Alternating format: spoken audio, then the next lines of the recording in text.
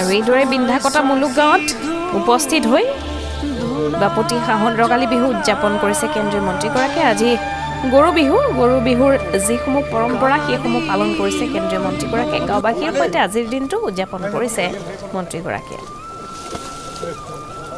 বিভিন্ন পৰম্পৰা এইদৰে গৰুক নোৱাই ধুৱাই গৰু বিহু পালন কৰিছে। লগতে যিসমূহ লোকাচাৰ আছে, যিসমূহ পৰম্পৰা আছে, এটা এটাকৈ খুব সুন্দৰভাৱে এইসমূহ প্ৰথা পালন কৰিছে কেন্দ্ৰীয় মন্ত্ৰীগৰাকীয়ে।